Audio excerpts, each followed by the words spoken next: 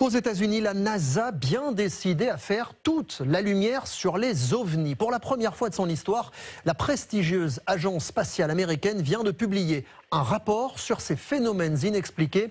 Et on en parle ce soir avec vous, Vicky Bogart. Alors la NASA a-t-elle enfin réussi à percer le secret des ovnis ?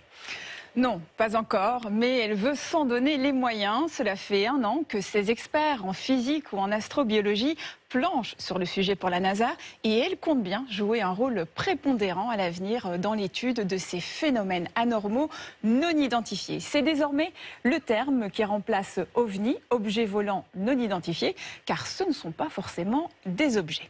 Alors, c'est un sujet qui est parfois moqué, parfois fantasmé. Le patron de la NASA veut donc passer du sensationnalisme à la science, du complot à la raison, selon ses mots.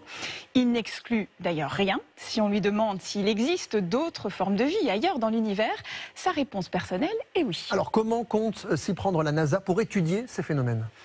Cette agence spatiale est experte dans les traitements des données issues d'instruments scientifiques. L'objectif est donc de s'appuyer sur l'intelligence artificielle pour les analyser, mais aussi de mieux prendre en compte les témoignages des pilotes ou de la population.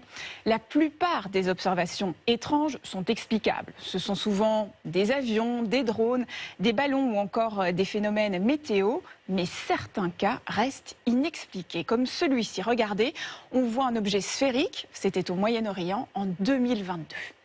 Autre engagement de la NASA, une communication transparente, surtout après les accusations au printemps dernier d'un ancien militaire américain.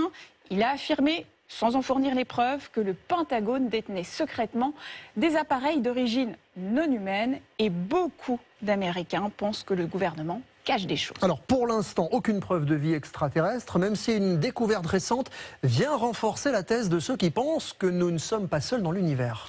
Tout à fait, et c'est à nouveau le télescope James Webb qui en est à l'origine de cette découverte. Il aurait détecté autour d'une planète baptisée K2-18b, située à 120 années-lumière de la Terre, des molécules contenant du carbone comme du méthane ou encore du dioxyde de carbone, ce qui est essentiel à la vie telle que nous la connaissons sur Terre. Merci beaucoup Vicky Bogart.